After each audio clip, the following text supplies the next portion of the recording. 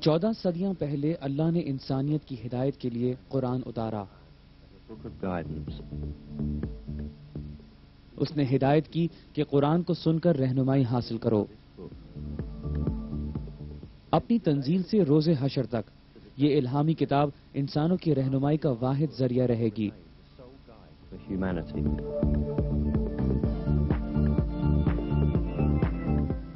قرآن کا بے نظیر مجموعہ اس کا اظہار ہے کہ یہ خدا کے الفاظ ہیں۔ اس کے ساتھ قرآن میں ایسے موجزانہ صفات ہیں جو یہ ثابت کرتی ہیں کہ یہ خدا کی نازل کردہ وحی ہے۔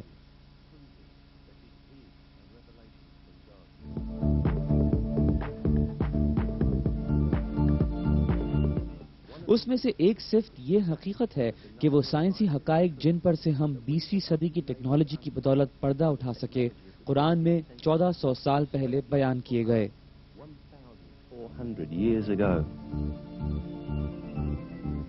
ظاہر ہے قرآن سائنس کی کتاب نہیں ہے۔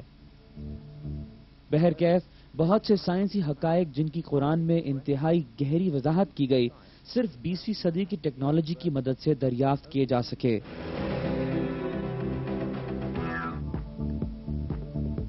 یہ حقائق قرآن کے نزول کے وقتوں میں نہیں جانے جا سکتے تھے۔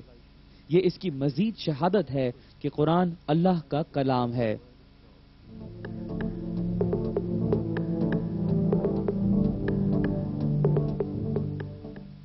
قرآن کے سائنسی معجزوں کو سمجھنے کے لیے ہم اس کے نزول کے وقت موجود سائنسی سطح پر نظر ڈالتے ہیں۔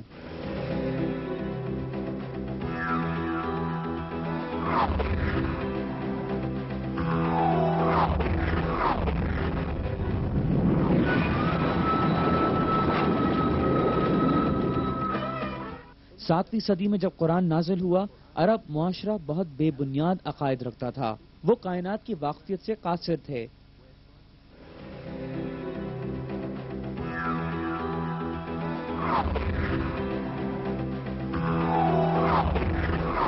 یہ عرب ماضی کی نسلوں سے وراثت میں ملنے والے مذہب پر یقین رکھتے تھے۔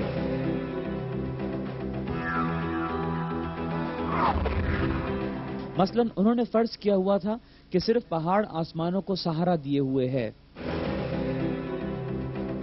یہ کہ زمین ہموار ہے اور پہاڑ اس کے کناروں پر موجود ہیں۔ یہ سمجھا جاتا تھا کہ یہ پہاڑ ستون ہیں جنہوں نے اتنے اونچے آسمان کو اٹھایا ہوا ہے۔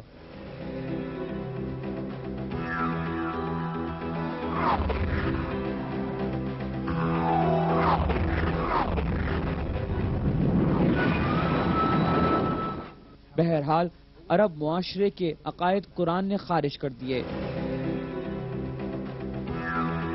مثلا یہ آیت کہ اللہ وہ ہے جس نے آسمانوں کو بغیر کسی سہارے کے بلند کیا، قرآن نے اس کو باطل کر دیا کہ پہاڑ آسمانوں کو سنبھالے ہوئے ہے۔ اکثر اوقات بہت سے دوسرے موضوعات پر ایسے حقائق بیان کیے جن کا اس وقت کسی کو علم نہیں تھا۔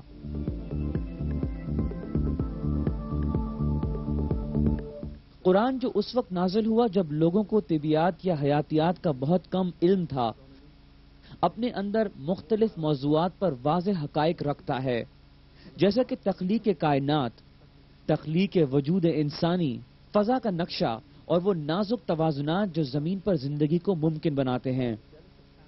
آئیے اب ہم چند سائنسی حقائق پر نظر ڈالتے ہیں جو قرآن پاک میں بیان کیے گئے ہیں۔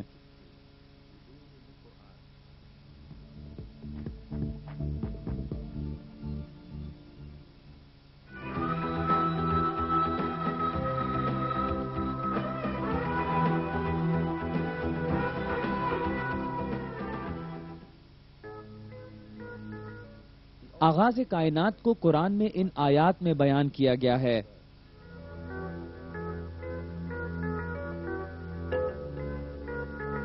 وہ اللہ ہی ہے جس نے زمین اور آسمانوں کو پیدا کیا۔ موجودہ عہد کی سائنسی معلومات قرآن میں دی گئی اس خبر سے پوری طرح متفق ہیں۔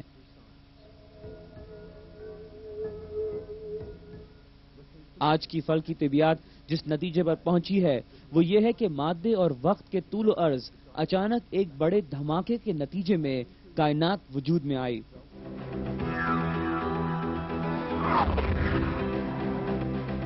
اس واقعے نے جو بگ بینگ یا عظیم دھماکہ کہلاتا ہے پوری کائنات کو 15 کھرب سال پہلے پیدا کیا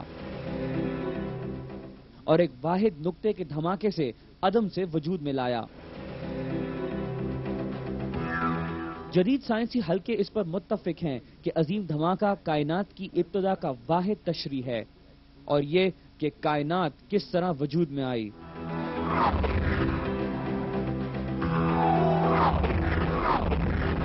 عظیم دھماکے سے پہلے مادہ نامی کوئی چیز نہیں تھی۔ اس حالت عدم میں نہ تو مادہ تھا، نہ طاقت اور نہ ہی وقت موجود تھا۔ مابعد الطبیعیات کی روح سے مادہ، طاقت اور وقت سب تخلیق کیے گئے۔ اس حقیقت کا جو طبیعیات نے حال میں دریافت کی ہے قرآن 1400 سال پہلے اعلان کرتا ہے۔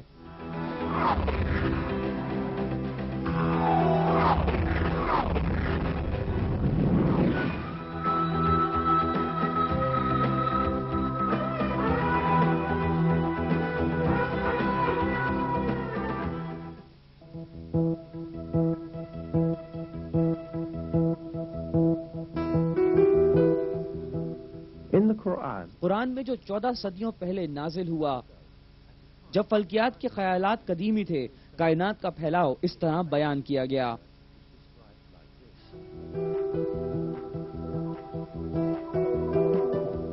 آسمانوں کو ہم نے اپنے زور سے بنایا اور بلا شبہ ہم اسے وسعت دینے والے ہیں۔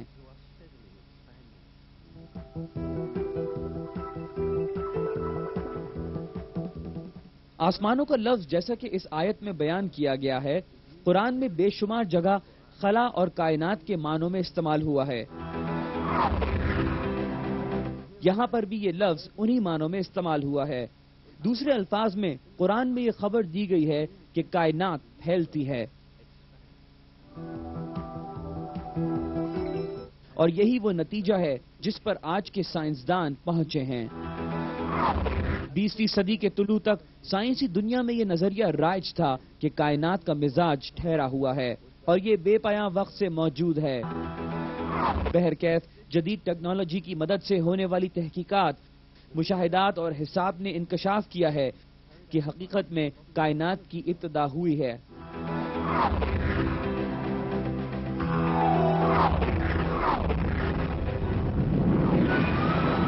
صدی کی ابتدا میں ایک روسی ماہر طبیعیات الیگزینڈر فریڈمن اور بیلجیم کے ماہر فلکیات جارج لیمیٹرن نے واضح حساب لگایا کہ کائنات مستقل حرکت میں ہے اور یہ مستقل پھیل رہی ہے۔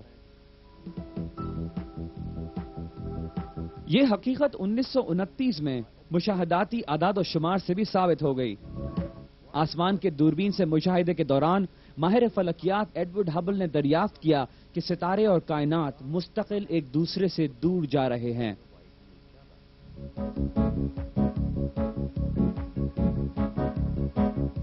وہ کائنات جہاں ہر چیز ایک دوسرے سے دور جا رہی ہو، کائنات کے پھیلاؤ پر دلالت کرتی ہے۔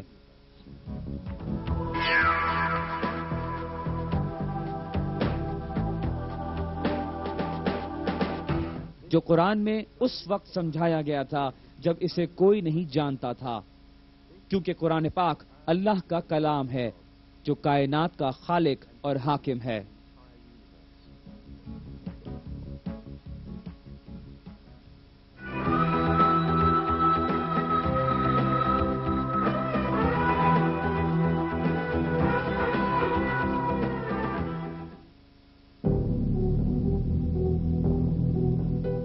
قرآن میں چاند اور سورج کا حوالہ دیتے ہوئے اس بات پر زور دیا گیا ہے کہ ان میں سے ہر ایک مخصوص دائرے میں حرکت کر رہا ہے۔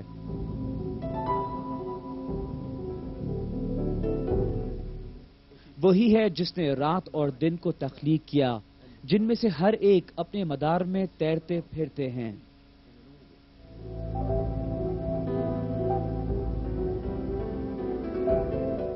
ایک دوسری آیت میں یہ بھی بتایا گیا ہے کہ سورج ساکت نہیں ہے بلکہ ایک ترتیب سے حرکت کر رہا ہے۔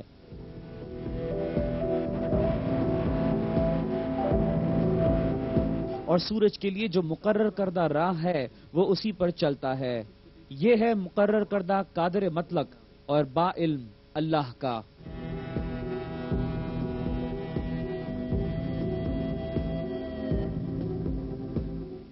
یہ حقائق جن سے قرآن نے آگاہ کیا ہمارے دور کے فلکی مشاہدات سے دریافت ہوئے۔ فلکیات پر ماہرین کے حسابات کے مطابق سورج ایک مخصوص رفتار سے روشن ترین سیارے سٹار ویگا کی طرف سفر کر رہا ہے۔ سورج کے ساتھ اس کی کشش شمسی کے زیر اثر تمام سیارے اور سیارچے بھی یہی فاصلہ طے کرتے ہیں۔ اس کے ساتھ ساتھ کائنات میں موجود تمام سیارے ایسی ہی منظم حرکت میں ہیں۔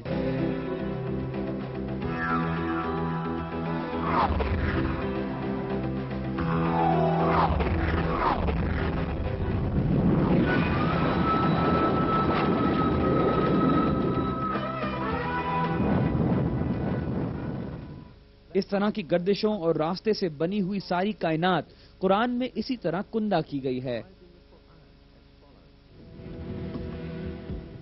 قسم ہے راہوں والے آسمان کی۔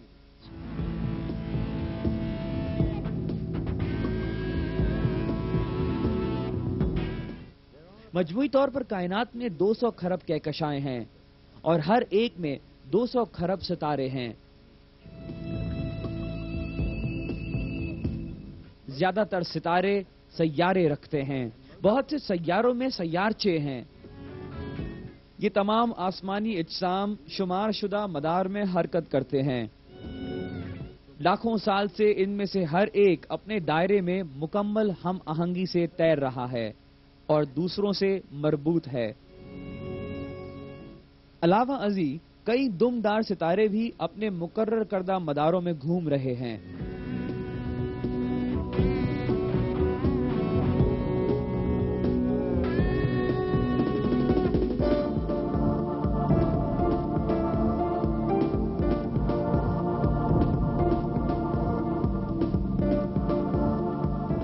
یہ مدار صرف آسمانی اجسام تک محدود نہیں ہے بلکہ کہکشائیں بھی مقرر شدہ منظم دائروں میں گھوم رہی ہیں۔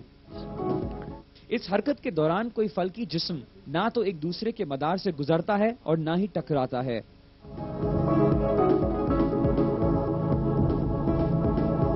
بلا شبہ یہ مشاہدہ کیا گیا ہے کہ کچھ کہکشائیں ایک دوسرے سے اس طرح گزرتی ہیں کہ ان کے حصے ایک دوسرے کو چھوتے بھی نہیں۔ یقیناً جس وقت قرآن نازل ہوا بنی نوع انسان کے پاس نہ تو دوربینیں تھیں اور نہ جدید ٹیکنالوجی کہ وہ لاکھوں کلومیٹر دور خلا کا مشاہدہ کر سکتا، نہ جدید طبیعت اور فلکیات کا علم تھا، اور نہ ہی اس وقت یہ طے کیا جا سکتا تھا کہ کائنات میں مدار اور راستے ہیں جیسا کہ اس آیت میں بیان کیا گیا۔ قسم ہے راہوں والے آسمان کی۔ بہرکیف قرآن نے ہم پر اس وقت صاف واضح کر دیا کیونکہ قرآن اللہ کا کلام ہے۔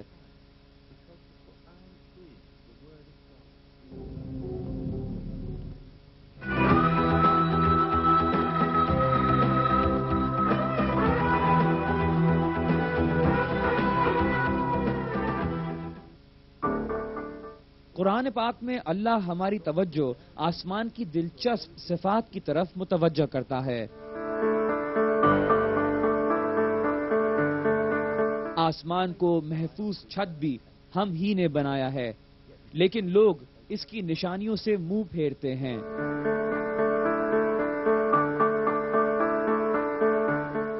آسمان کی یہ خصوصیت 20ویں صدی میں سائنسی تحقیقات سے ثابت ہوئی۔ وہ فضا جو زمین کو گھیرے ہوئے ہے سلسلے حیات میں فیصلہ کن افعال ادا کرتی ہے۔ چھوٹے بڑے شہاب ثاقب جب زمین کی طرف بڑھتے ہیں ان کو روک کر زندگی کو نقصان پہنچانے سے محفوظ رکھتی ہے۔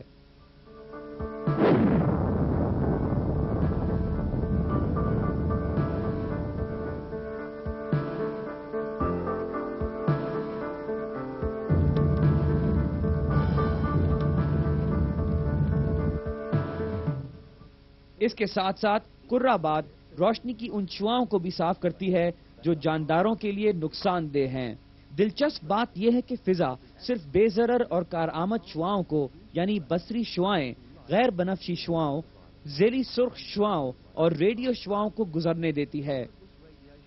یہ تمام شعائیں زندگی کے لیے حیات بخش ہیں۔ غیر بنفشی شعائیں جن کا صرف کچھ حصہ فضا سے گزر سکتا ہے، جو پودوں کے لیے اور تمام جانداروں کے لیے بہت ضروری ہے۔ سورج سے نکلنے والی غیر بنفشی شعاؤں کی بڑی تعداد کرہ باد میں موجود اوزون سطح پر رک جاتی ہے۔ صرف ایک حد تک چنا ہوا قوس قزح کا ضروری حصہ زمین تک پہنچتا ہے۔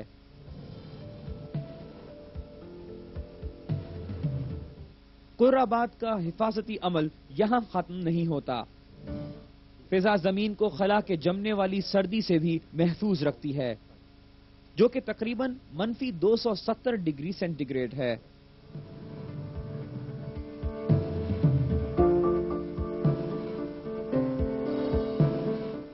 صرف فضا ہی زمین کو نقصان دہ اثرات سے نہیں بچاتی، اس کے ساتھ ساتھ زمین کی مقناطیسی میدان سے پیدا شدہ وین ایلن بیلٹ نامی تہ بھی زمین کو دھمکانے والے ضرر رساں شعاؤں کے لیے حفاظتی ڈھال بنتی ہے۔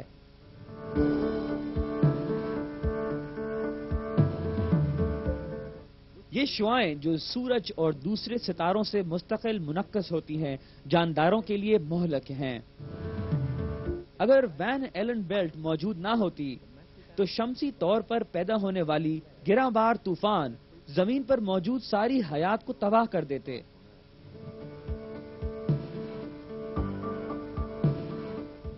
حال میں یہ سراغ لگایا گیا ہے کہ ان کوندوں سے نکلنے والی طاقت ایسے 1,00,000 ایٹم بموں کے برابر ہے جیسا کہ ہیروشیما پر گرایا گیا تھا۔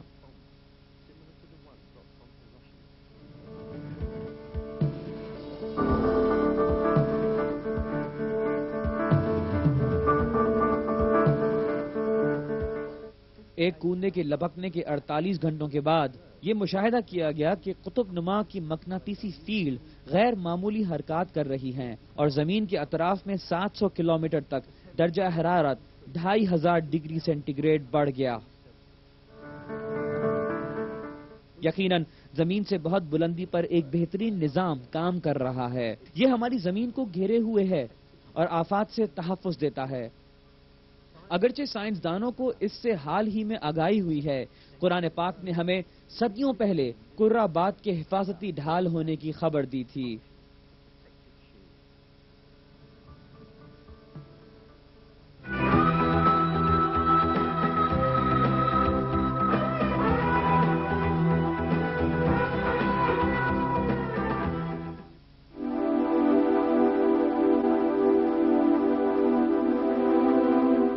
سورہ طارق کی 11ویں آیت میں ہمیں آسمان کے پلٹنے کی خبر دی گئی ہے۔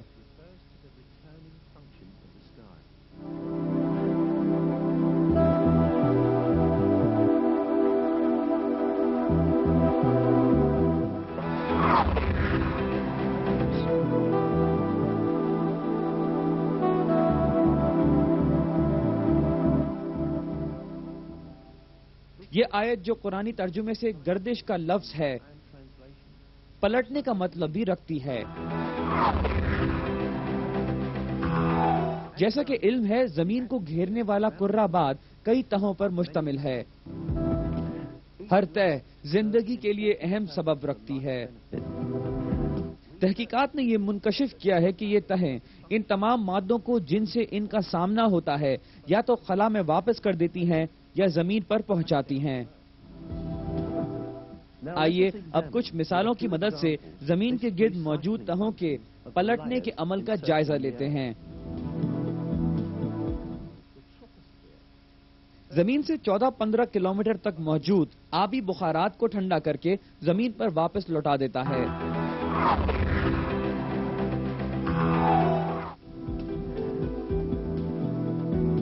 اوزون اسفیئر جو زمین سے 25 کلومیٹر کی بلندی پر ہے، ضرر رساں تابکاری اور غیر بنفشی شعاؤں کو روک کر واپس خلا میں بھیج دیتی ہے۔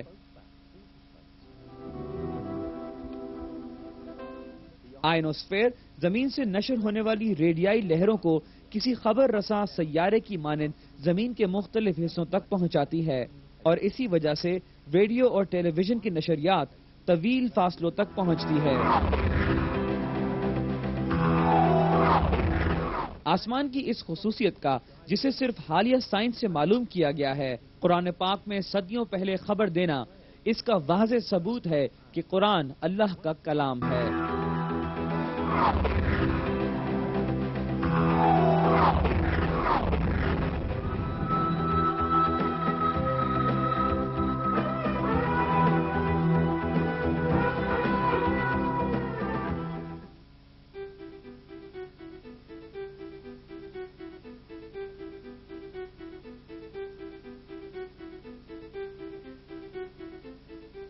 کائنات کی ایک حقیقت جس کا قرآن پاک کی آیات میں انکشاف کیا گیا، یہ ہے کہ آسمان 7 تہوں سے بنا ہے۔ وہ اللہ ہے جس نے تمہارے لیے چیزوں کو پیدا کیا، پھر آسمان کی طرف قصد کیا اور ان کو ٹھیک ٹھاک 7 آسمان بنایا، اور وہ ہر چیز کو جانتا ہے۔ آسمان کا لفظ جو قرآن میں کئی جگہ استعمال ہوا، زمین، آسمان اور تمام کائنات کا حوالہ رکھتا ہے۔ اس آیت کا مطلب ہے کہ آسمان یا کرہ آباد 7 تہوں پر مشتمل ہے۔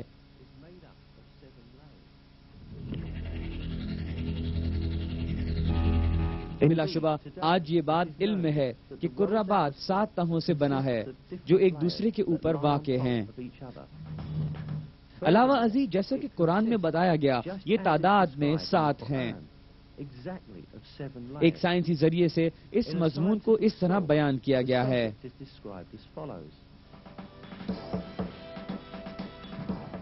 سائنسدانوں نے کھوج لگایا ہے کہ کرہ آباد کئی تہوں پر مشتمل ہے۔ یہ تہیں طبیعیاتی خاصیت یا گیسوں کی صفات کی بنا پر مختلف ہیں۔ زمین سے قریب تر تہ ٹراپوسفیر کہلاتی ہے۔ یہ کرہ آباد کا تقریباً 90% حصہ رکھتی ہے۔ ٹراپوسفیر سے اوپر والی تہ اسٹریٹوسفیر کہلاتی ہے۔ اوزون تہ اسٹریٹوسفیر کا حصہ ہے جہاں غیر بنفشی شعاعیں جذب ہوتی ہیں۔ اسٹریٹوسفیر سے اوپر والی تہ میسوسفیر کہلاتی ہے۔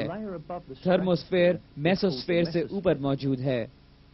تھرموسفیر کے اندر ہی آیوڈائن گیس تہ بناتی ہے جو آئنوسفیر کہلاتی ہے۔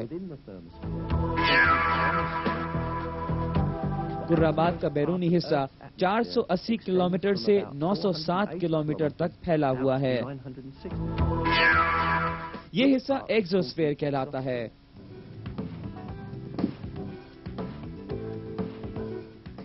اگر ہم اس طریقے سے حساب لگائیں تو دیکھیں گے کہ کرہ آباد 7 تہوں سے بنا ہے، جیسا کہ آیت میں بیان کیا گیا۔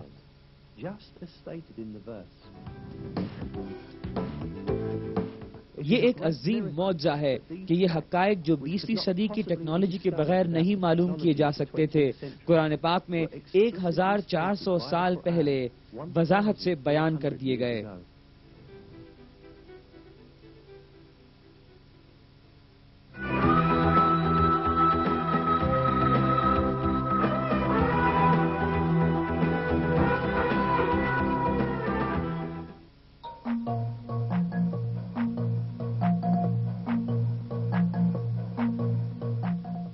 قرآن پاک ہماری توجہ پہاڑوں کے ایک اہم جغرافیائی عمل کی طرف کرتا ہے، اور ہم نے زمین میں پہاڑ بنائے تاکہ وہ مخلوق کو لے کر ہل نہ سکے۔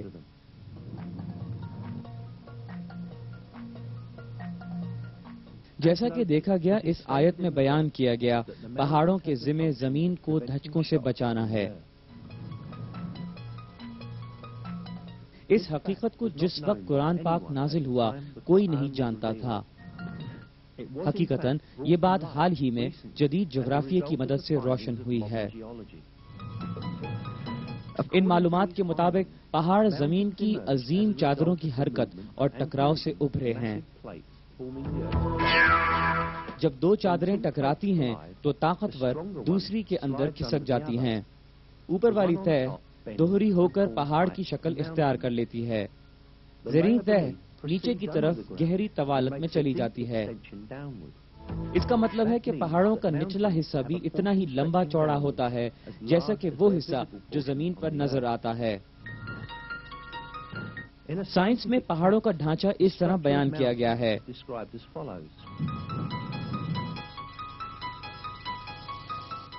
جہاں براعظم زیادہ گنجان ہو، جیسا کہ پہاڑی سلسلوں میں، زمین کا خول گہرا ہو جاتا ہے۔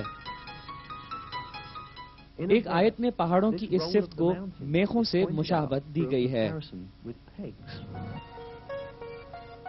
کیا ہم نے زمین کو فرش نہیں بنایا اور پہاڑوں کو میخیں؟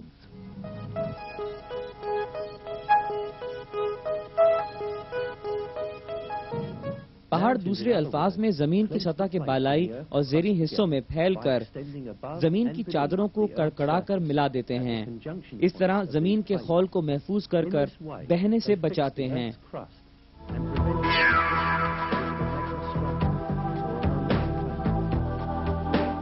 مختصراً ہم پہاڑوں کو کیلوں سے تشبیہ دے سکتے ہیں جو لکڑی کی دو چادروں کو جوڑے۔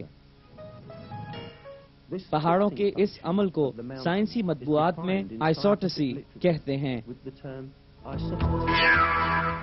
زمینی خول میں عموماً توازن زیر سطح دباؤ سے ہونے والے چٹانی بہاؤ سے برقرار رکھا جاتا ہے۔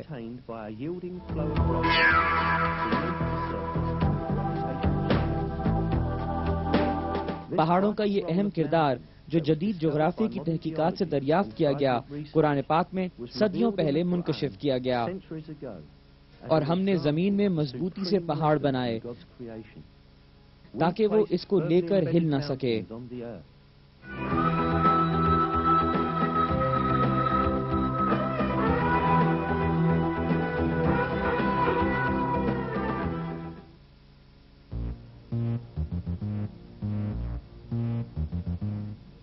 ایک آیت میں ہمیں آگاہ کیا گیا کہ پہاڑ جیسا کہ ہمیں دکھائی دیتے ہیں ساکت نہیں ہیں اور مستقل حرکت میں ہیں۔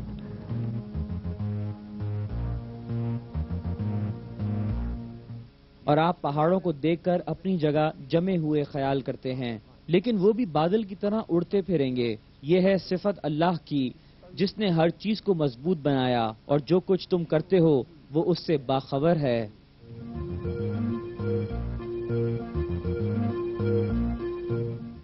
پہاڑوں کی یہ حرکت کی وجہ اس زمینی تہہ کی حرکت ہے جس پر وہ واقع ہیں۔ زمین کی تہہ اپنی اوپر کی سطح پر ایک طرح سے بہہ جاتی ہے جو مہلک ہے۔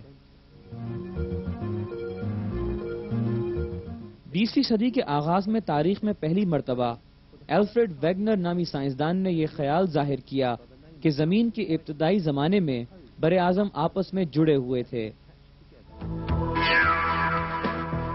بعد ازاں ایک دوسرے سے بہہ کر الگ سمتوں میں چلے گئے اور اس طرح جدا ہو گئے۔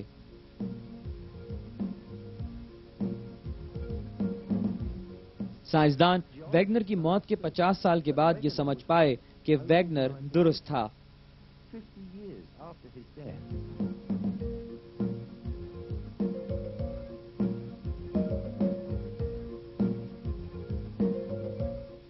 بیسویں صدی کے آغاز میں ہونے والی جغرافیائی تحقیقات سے دریافت ہوا اور زمینی خول کی حرکات سائنسدانوں نے اس طرح بیان کی۔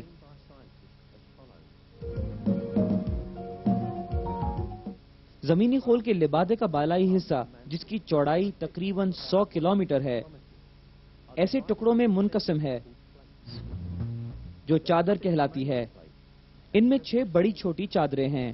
پلیٹ ٹیکٹونکس نامی نظریے کے مطابق یہ چادریں زمین پر اپنے ساتھ بر اعظموں اور سمندروں کو لے کر حرکت میں رہتی ہیں۔ بر اعظموں کی حرکت 1 سے 5 سینٹی میٹر سالانہ ناپی گئی ہے۔ جیسے جیسے چادریں آگے بڑھیں گی یہ زمین کی جغرافیائی حالت میں آہستہ تبدیلی لائیں گی۔ مثال کے طور پر بحر اوقیانوس ہر سال کچھ چوڑا ہو جائے گا۔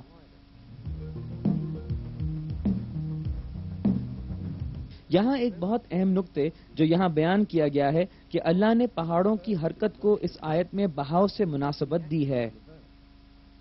آج جدید سائنس بھی اس حرکت کے لیے بر اعظمی بہاؤ کی ترکیب استعمال کرتی ہے۔ بلا شبہ یہ قرآن کا معجزہ ہے کہ وہ سائنسی حقیقت جو حال ہی میں دریافت ہوئی قرآن پاک میں اعلانیہ کہی جا چکی ہے۔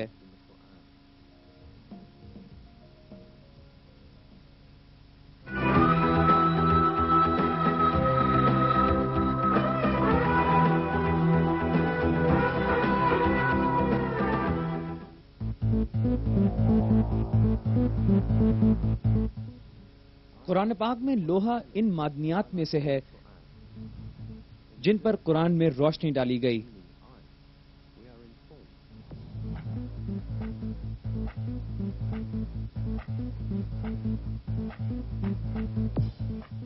اور ہم نے لوہے کو اتارا جس میں سخت قوت ہے اور لوگوں کے لیے بہت سے فائدے ہیں۔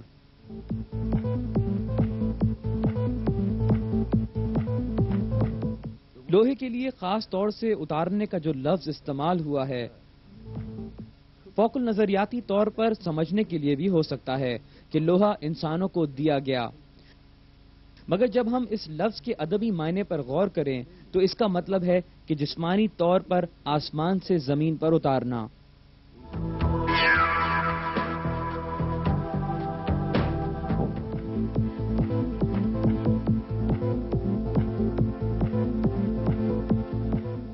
ہمیں اندازہ ہوگا کہ یہ لفظ ایک بہت اہم سائنسی معجزے کی طرف اشارہ ہے۔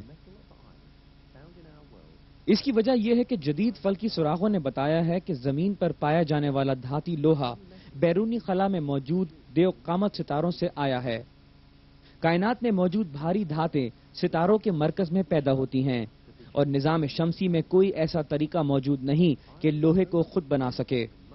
لوہا صرف ایسے ستاروں میں پیدا ہو سکتا ہے جو سورج سے کہیں بڑے ہوں اور جہاں درجہ حرارت کچھ لاکھ ڈگری سینٹی گریڈ تک پہنچتا ہو۔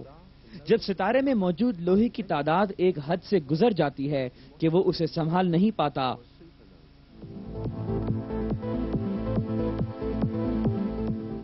اس دھماکے کے نتیجے میں ایک لوہا رکھنے والا شہاب ثاقب کائنات میں بکھر جاتے ہیں اور اس وقت تک حرکت کرتے ہیں جب تک کہ کسی آسمانی جسم کی کشش انہیں نہ کھینچ لیں۔ یہ سب ظاہر کرتا ہے کہ دھاتی لوہا زمین پر نہیں تشکیل ہوتا بلکہ خلا میں موجود ستاروں کے دھماکے کے نتیجے میں شہاب ثاقب کے ذریعے زمین پر لایا جاتا ہے۔ بالکل اسی طرح جیسے کہ آیت میں بیان کیا گیا، یہ واضح ہے کہ یہ حقیقت 7ویں صدی میں سائنسی طور سے نہیں جانی جا سکی تھی جب قرآن نازل ہوا۔ اور ہم نے لوہے کو اتارا جس میں بے پناہ طاقت ہے اور لوگوں کے لیے بہت سے فائدے ہیں۔ علاوہ ازیں سورہ حدید کی 25ویں آیت جس میں لوہے کا حوالہ دیا گیا 2 دلچسپ خفیہ حساب رکھتی ہے۔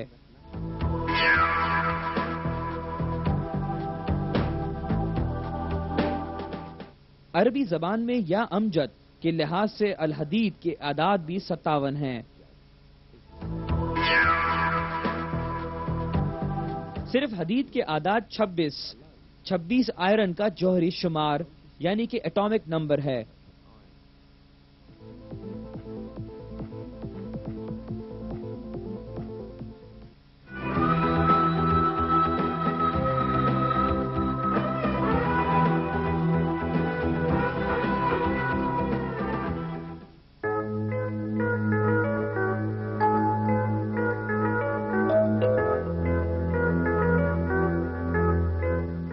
قرآن پاک کی آیات میں ہواؤں کو خوبصورت طریقے سے بیان کیا گیا اور اس کے نتیجے میں ہونے والی بارش کا ذکر اس طرح کیا گیا، اور ہم بھیجتے ہیں بوجھل ہوائیں، پھر آسمان سے پانی برسا کر وہ تمہیں پلاتے ہیں اور تم اس کا ذخیرہ کرنے والے نہیں ہو۔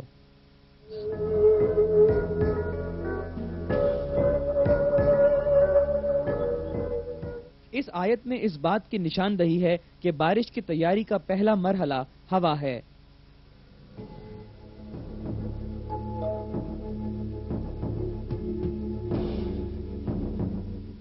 20ویں صدی کی ابتدا تک بارش اور ہوا کا واحد معلوم رشتہ یہ تھا کہ ہوا بادلوں کو اڑاتی ہے، جبکہ جدید موسمیاتی تحقیقات سے بارش کی ساخت میں ہواؤں کے زرخیز عمل کو ظاہر کیا ہے۔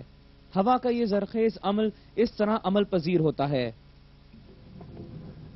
سمندروں میں جھاگ بننے کی وجہ سے بے شمار ہوائی بلبلے بنتے ہیں۔ ان بلبلوں کے پھٹنے پر ہزاروں کی تعداد میں 1 ملی میٹر کے 100ویں حصے کے برابر قطر رکھنے والی ذرات ہوا میں اڑ جاتے ہیں۔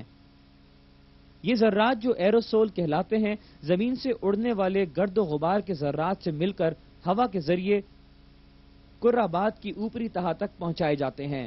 ہوا کے ذریعے بلندی تک پہنچنے والے یہ ذرات وہاں موجود آبی بخارات سے ملتے ہیں۔ آبی بخارات ان ذرات کے گرد جم کر پانی کا قطرہ بناتے ہیں۔ یہ آبی قطرات پہلے ایک دوسرے کے قریب آ کر بادل بناتے ہیں اور پھر زمین پر بارش کی صورت برس جاتے ہیں۔ جیسا کہ آیا ہے،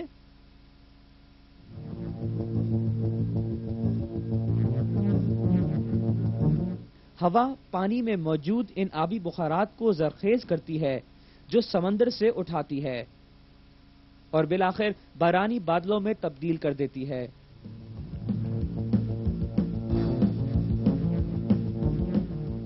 اگر ہواؤں میں یہ خصوصیت نہ ہو تو فضا میں موجود آبی بخارات کبھی نہ بن سکیں اور بارش نام کی کوئی چیز نہ ہو۔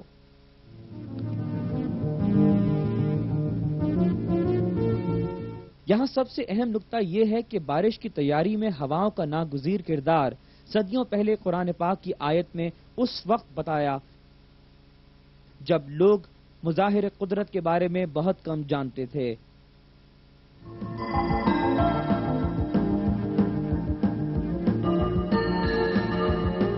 بارش کے متعلق دوسرا اور واقعہ جو قرآن میں مذکور ہے وہ یہ کہ بارش مقررہ اندازے سے برستی ہے۔ اسی نے آسمانوں سے ایک اندازے کے مطابق پانی نازل فرمایا، بس ہم نے اس مردہ شہر کو زندہ کیا، اسی طرح تم بھی موت کے بعد نکالے جاؤ گے۔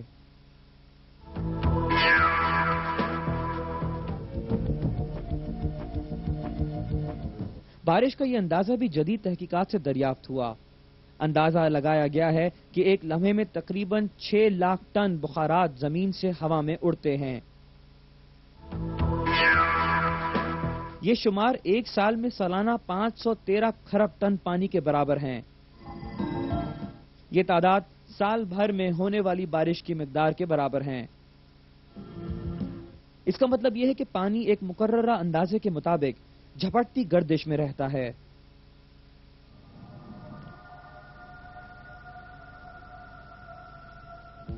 زمین پر موجود زندگی اس بارانی گردش پر انحصار کرتی ہے۔ لوگ خواہ کتنی ہی ٹیکنالوجی استعمال کر لیں، اس گردش کو مصنوعی طور سے تخلیق نہیں کر سکتے۔ اس تعداد سے معمولی تبدیلی بھی ایک زبردست ماحولیاتی توازن کا بحران پیدا کر دے گا، جس کا نتیجہ زمین پر حیات کا خاتمہ ہوگا۔ پھر بھی یہ کبھی نہیں ہوتا اور ہر سال بارش مقررہ اندازے سے برستی ہے، جیسا کہ قرآن پاک میں منکشف ہے۔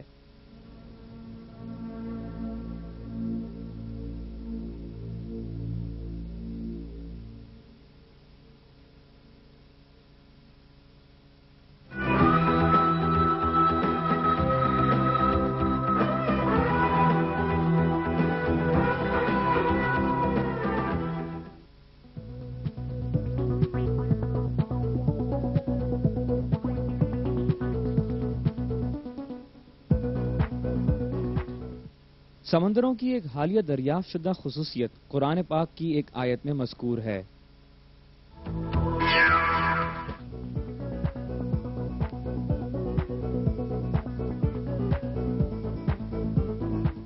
اس نے 2 سمندر جاری کر دیے جو ایک دوسرے سے مل جاتے ہیں۔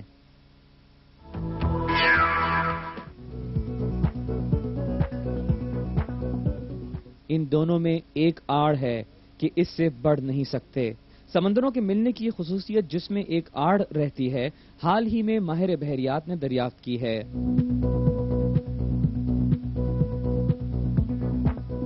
ایک طبعی طاقت کی بنا پر جو سطحی تناؤ کہلاتی ہے، پڑوسی سمندروں کا پانی یکجا نہیں ہوتا۔ سمندروں کی مختلف کثافت کی وجہ سے سطحی تناؤ انہیں آپس میں ملنے نہیں دیتا اور درمیان میں دیوار کی مانند ہو جاتا ہے۔ اس کا دلچسپ رخ یہ ہے کہ اس دور میں جب لوگوں کو طبیعیات اور سطحی تناؤ کا کوئی علم نہیں تھا، اس وقت قرآن نے انکشاف کیا۔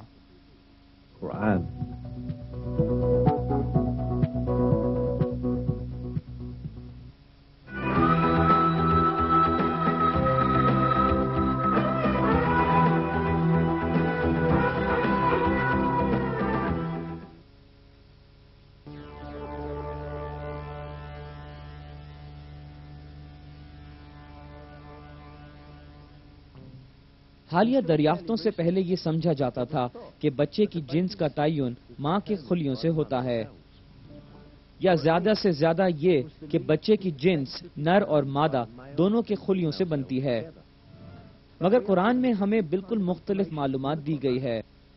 یہ بیان ہے کہ زنان پن یا مردانگی جرثوموں کے کوکھ میں داخل ہونے کے بعد وجود میں آتی ہے، اور یہ کہ اسی نے جوڑا یعنی نر و مادہ پیدا کیا نطفے سے، جبکہ وہ ٹپکایا جاتا ہے۔ جنسیات اور مولیکولر حیاتیات کے ابھرتے ہوئے اصولوں سے قرآن میں دی گئی اس اطلاع کی درستگی پتہ چلتی ہے۔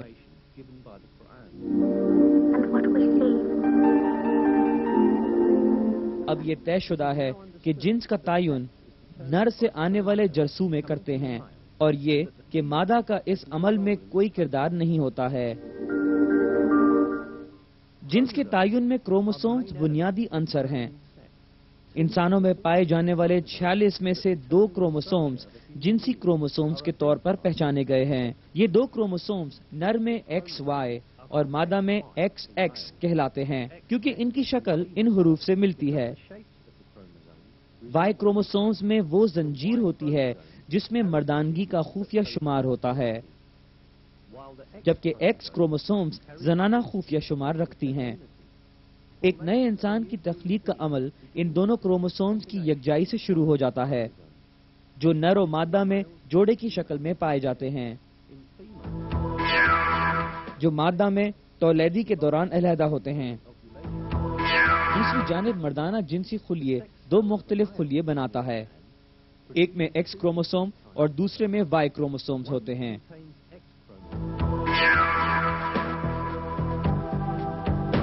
اگر زنانہ X کروموسوم والے خلیے سے مل جائے تو بچہ مادہ ہوگی،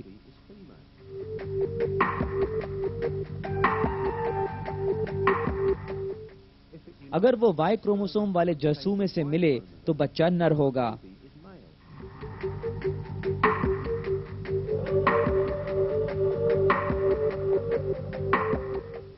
دوسرے الفاظ میں بچے کی جنس اس پر منحصر ہے کہ کون سا نر جرثومہ مادہ X کروموسوم سے یکجا ہوتا ہے۔ 20ویں صدی میں جنسیات کی دریافت سے پہلے اس میں سے کسی بات کا علم نہیں تھا۔ بلا شبہ بہت سے معاشروں میں یہ خیال رائج تھا کہ بچے کی جنس کا تعین مادہ کے جسم سے ہوتا ہے، اسی لیے لڑکیوں کی پیدائش پر عورت کو الزام ٹھہرایا جاتا تھا۔ بہرکیف انسانی جنس کی دریافت سے 13 صدیاں پہلے قرآن یہ انکشاف کر کے کہ بچے کی جنس کا تعین مادہ سے نہیں بلکہ ان جرثوموں سے ہوتا ہے جو نطفے سے نکلتے ہیں، اس توہم کو توڑا۔ اگر ہم لوگوں کی بناوٹ سے متعلق قرآنی حقائق کا تجزیہ کریں تو ہمارا سامنا اہم سائنسی موضوعوں سے ہوگا۔ جب نر کا جرثومہ مادہ کے انڈے سے ملتا ہے، پیدا ہونے والے بچے کا سد بن جاتا ہے۔ یہ واحد خلیہ جو حیاتیات میں زائگوٹ کہلاتا ہے، فوراً تقسیم ہو کر بڑھنا شروع کر دیتا ہے اور بالآخر لوتھڑے کی شکل اختیار کر لیتا ہے۔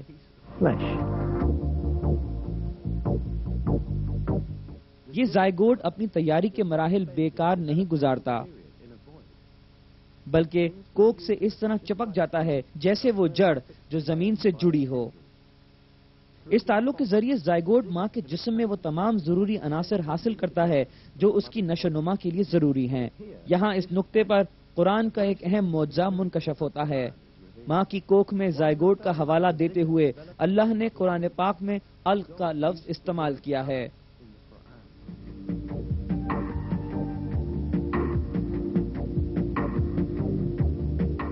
پڑھ اپنے رب کے نام سے جس نے پیدا کیا، جس نے انسان کو خون کے لوتھڑے سے پیدا کیا۔ پڑھ تیرا رب بڑے کرم والا ہے۔ عربی میں الق کا مطلب ایسی چیز ہے جو کسی جگہ سے جم جائے۔ یہ لفظ معنی طور پر جوکوں کے لیے استعمال ہوتا ہے جو کسی جسم سے خون چوسنے کے لیے چپک جاتی ہے۔ یقیناً یہ ماں کی کوکھ میں نشو نما پانے والے زائگوٹ کے لیے یہ لفظ اتفاقی طور پر نہیں استعمال ہوا۔ یہ ایک بار پھر یہ ثابت کرتا ہے کہ قرآن اللہ کی وحی ہے جو تمام جہانوں کا مالک ہے۔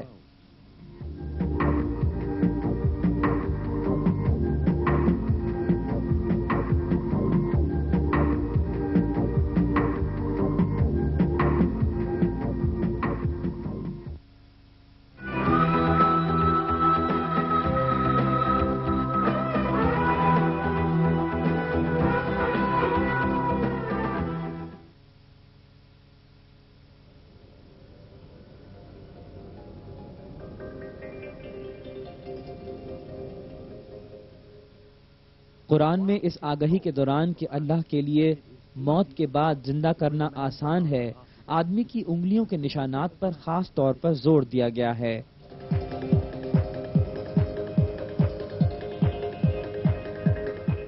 ہاں ضرور، ہم تو قادر ہیں کہ اس کی پور تک درست کر دیں۔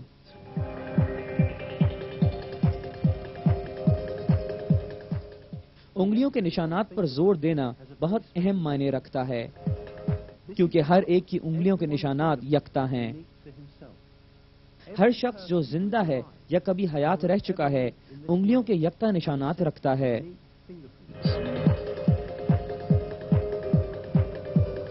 اسی وجہ سے پوری دنیا میں انگلیوں کے نشانات ایسی ذاتی شناخت کے طور پر استعمال کیے جاتے ہیں جن کا انسان بلا شرکت غیر حاصل ہوتا ہے۔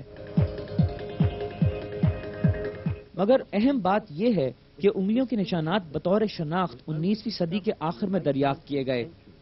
اس سے پہلے لوگ انگلیوں کے نشانات کو عام خیال سمجھتے تھے جن کی کوئی خاص اہمیت یا معنی نہیں تھے۔ بہرحال قرآن میں انگلیوں کے نشانات جنہوں نے اس وقت تک کسی کو متوجہ نہیں کیا تھا کا ذکر کرتے ہوئے ان کی اہمیت کی طرف ہماری توجہ مرکوز کرتا ہے، وہ اہمیت جو ہمارے دور میں دریافت کی گئی۔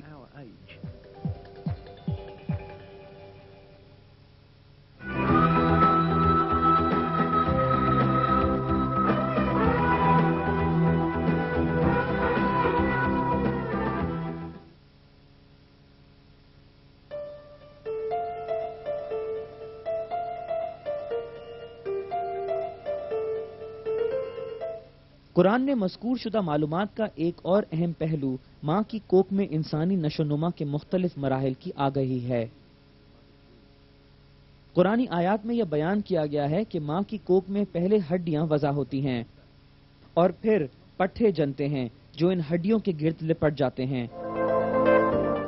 پھر نطفے کو ہم نے جمع ہوا خون بنا دیا، پھر اس خون کے لوتھڑے کو گوشت کا لوتھڑا کر دیا، پھر گوشت کے لوتھڑے میں ہڈیاں بنائیں، پھر ہڈیوں کو ہم نے گوشت پہنا دیا، پھر دوسری بناوٹ میں پیدا کر دیا۔ برکتوں والا ہے وہ اللہ جو سب سے بہترین خالق ہے۔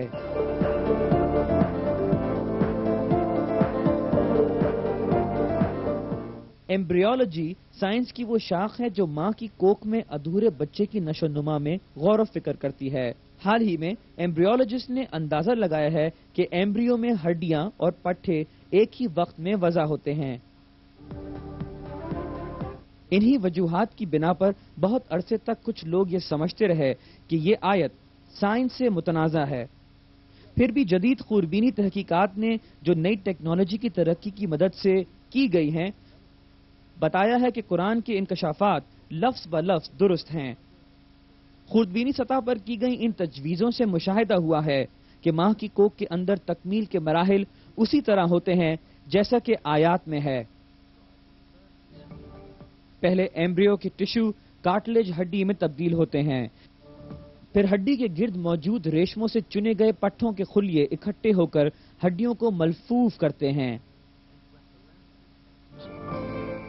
یہ امر واقع سائنسی مطبوعات میں ان الفاظ میں بیان کیا گیا ہے۔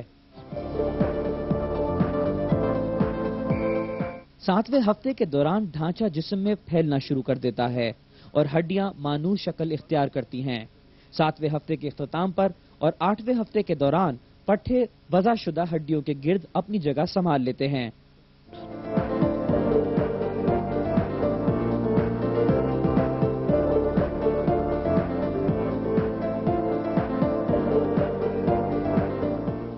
مختصراً انسانی نشوونما کے مراحل جیسا کہ قرآن پاک میں بیان کیے گئے ہیں جدید ایمبریولوجی کی معلومات سے مکمل ہم آہنگی رکھتی ہے۔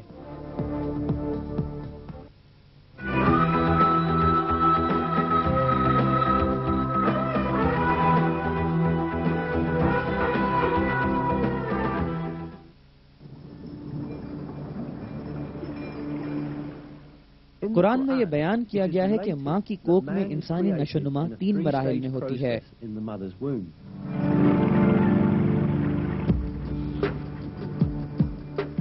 وہ تمہیں تمہاری ماں کے پیٹوں میں ایک کے بعد دوسری بناوٹ پر بناتا ہے، 3 اندھیروں میں۔ یہی اللہ تعالیٰ تمہارا رب ہے، اسی کے لیے بادشاہی ہے، اس کے سوا کوئی معبود نہیں، پھر تم کہاں بہک رہے ہو؟ جیسا کہ اس آیت سے ظاہر ہے، یہ نشاندہی کی گئی ہے کہ انسان ماں کی کوکھ میں 3 مرحلوں میں تخلیق کیا گیا۔ بلا شبہ جدید حیاتیات نے منکشف کیا ہے کہ بچے کی تولیدی نشوونما ماں کی کوکھ میں 3 مختلف مراحل میں ہوتی ہے۔ آج سائنسی شعبوں میں پڑھی جانے والی ایمبریولوجیکل کتابوں میں اس مضمون کی بنیادی علم کا عنصر سمجھایا جاتا ہے۔ مثال کے طور پر بنیادی انسانی ایمبریولوجی میں یہ حقیقت بنیادی درس کے طور پر بیان کی گئی ہے۔ For instance, in basic human embryology, a fundamental reference text included embryology. This practice states رحم میں زندگی کے 3 مراحل ہوتے ہیں۔ پہلے 2.5 ہفتے میں پری ایمبریونک، 8ویں ہفتے کے اختتام تک ایمبریونک، 8ویں ہفتے سے درزا تک ہیں۔ ماں کی کوکھ میں نشوونما کے متعلق معلومات صرف جدید ایجادات کے ذریعے مشاہدے میں آئی ہے۔ پھر بھی دوسرے سائنسی حقائق کی طرح یہ معلومات قرآنی آیات کے ذریعے معجزائی طور پر عطا کی گئیں۔ یہ حقیقت کہ قرآن میں یہ معلومات اس وقت دی گئیں جب انسان کو طبی شواہد کا قلیل علم تھا۔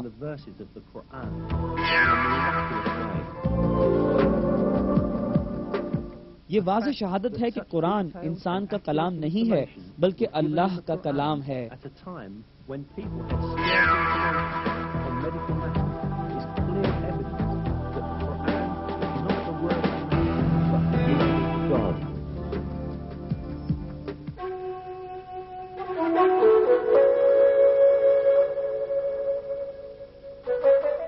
قرآن کا ایک اور معجزاتی پہلو یہ ہے کہ اس نے مستقبل میں پیش آنے والے واقعات کی پیشگوئی کی ہے۔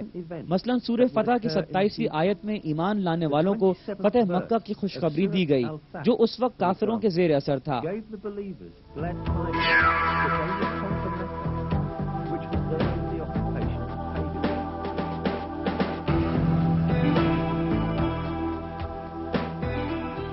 یقیناً اللہ نے اپنے رسول کو سچا خواب دکھایا کہ انشاءاللہ تم پورے امن و امان سے مسجد حرام میں داخل ہوگے، سر منڈواتے ہوئے اور سر کے بال کترواتے ہوئے، نڈر ہو کر وہ ان امور کو جانتا ہے جنہیں تم نہیں جانتے، پس اس نے اس میں پہلے ایک نزدیک کی فتح تمہیں میسر ہے۔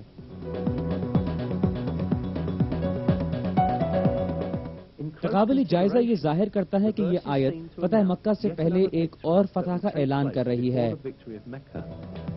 بلا شبہ ایمان والوں نے پہلے قلعہ خیبر کو فتح کیا جو یہودیوں کے زیر حکومت تھا اور پھر مکے میں داخل ہوئے۔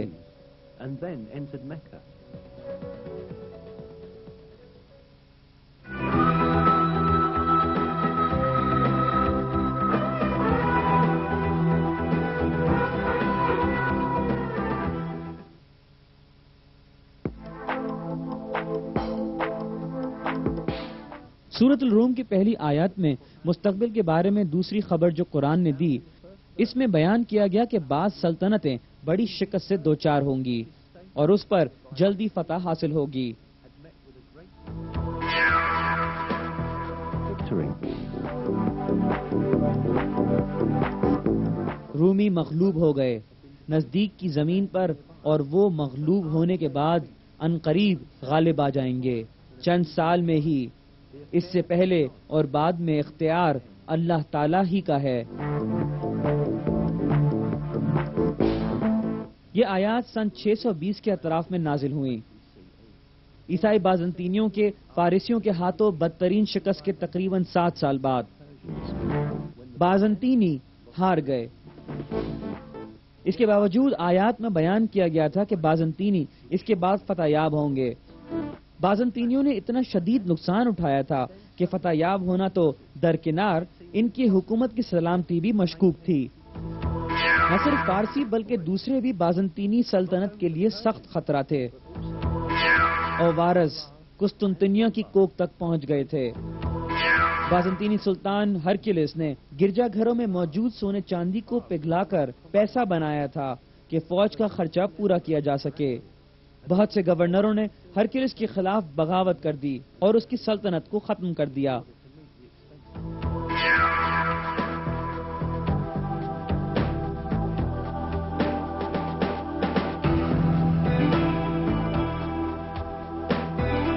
میسوپوٹیمیا، سلیسیا، شام، فلسطین، مصر اور آرمینیا جو بازنطینی سلطنت کا حصہ تھے، فارسیوں کے حملے کا نشانہ بنے۔ ہر شخص امید کر رہا تھا کہ بازنطینی سلطنت تباہ ہو جائے گی۔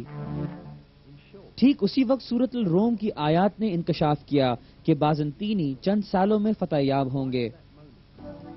سورہ روم کی پہلی آیات کے نزول کے تقریباً 7 سال بعد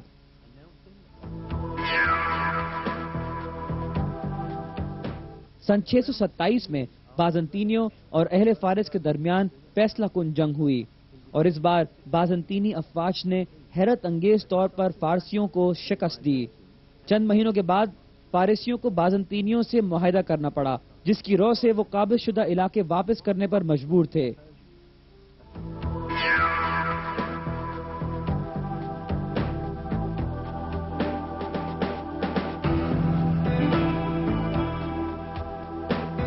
رومیوں کی فتح، جس کی قرآن نے نشاندہی کی تھی، وہ ذاتی طور پر سچ ثابت ہوئی۔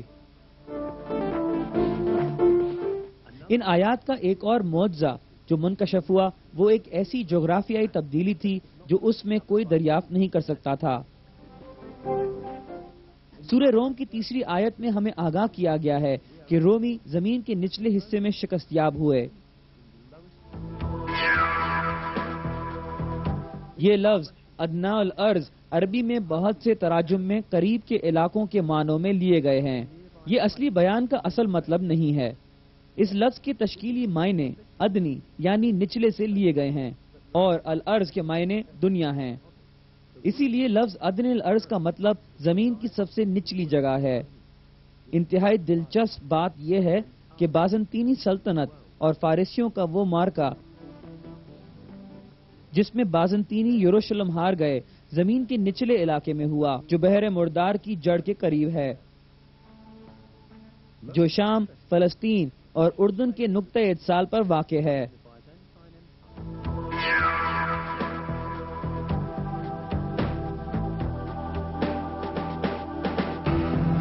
بحر مردار جو منفی 395 میٹر کی ترائی میں ہے، زمین کا نچلا ترین علاقہ ہے۔ اس کا مطلب ہے کہ بازنطینی دنیا کے نچلے ترین علاقے میں اسی طرح شکست یاب ہوئے جیسا کہ آیت میں بتایا گیا تھا۔ سب سے دلچسپ نقطہ یہ ہے کہ بحیرہ مردار کی گہرائی جو منفی 395 میٹر ہے، صرف جدید ٹیکنیک سے ناپی جا سکتی ہے۔ کسی کے لیے بھی اس وقت یہ جاننا ناممکن تھا کہ یہ زمین کا نچلا ترین علاقہ ہے، باوجود یہ کہ قرآن میں یہ علاقہ زمین کا نچلا ترین مقام بیان کیا گیا۔ چنانچہ ہمیں ایک اور ثبوت ملتا ہے کہ قرآن الہامی بیان ہے۔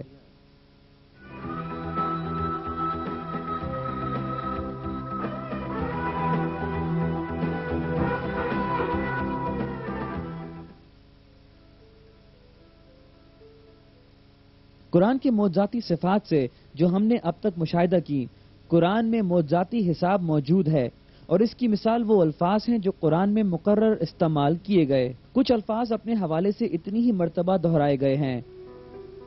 یہ وہ چند الفاظ اور ان کی تعداد ہے جس کی قرآن میں تکرار کی گئی ہے۔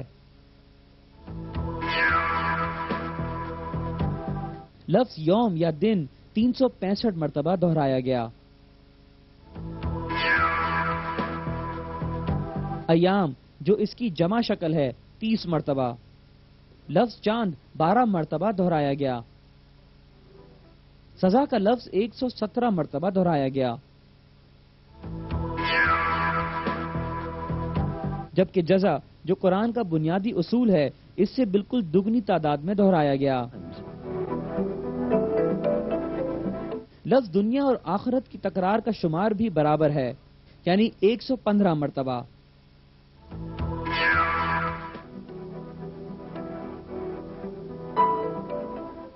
سات آسمانوں کا بیان 7 مرتبہ دہرایا گیا۔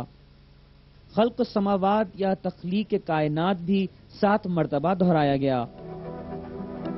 لفظ ایمان پورے قرآن میں 25 مرتبہ تکرار کیا گیا۔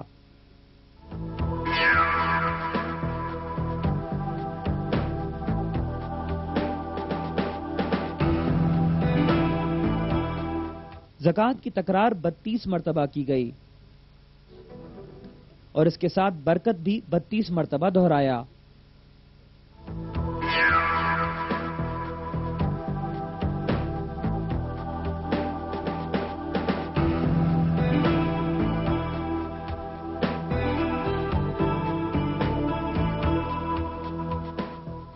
انسان کا لفظ 65 مرتبہ استعمال کیا گیا۔ انسانی تخلیق کے مراحل کی کل تعداد بھی اس کے برابر ہے۔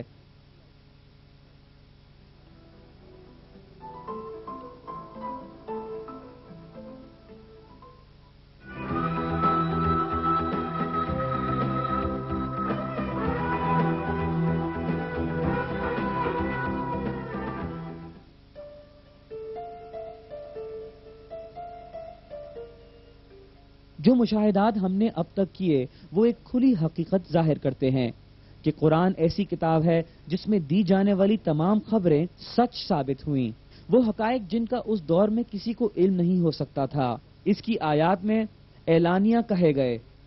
یہ اس بات کا واضح ثبوت ہے کہ قرآن انسانی کلام نہیں ہے، قرآن اللہ کا کلام ہے جس نے ہر چیز کو پیدا کیا،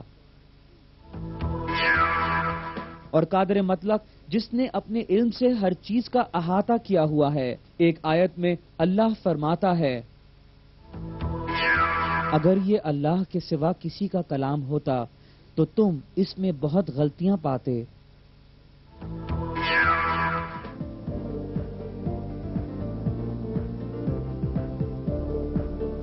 نہ صرف یہ کہ قرآن میں کوئی سہو نہیں ہے، بلکہ ہر وہ معلومات جو اس میں موجود ہیں اس الہامی کتاب کا معجزہ ہیں۔ انسان کو کس چیز نے اللہ کی اس الہامی کتاب کو اپنا واحد رہنما تسلیم کرنے سے روکا ہوا ہے؟ اپنی آیات میں سے ایک میں اللہ ہمیں بلاتا ہے، اس کتاب کو ہم نے برکت کے ساتھ نازل کیا، اس پر عمل کرو اور اللہ سے ڈرو، امید ہے کہ تم بخشے جاؤ گے۔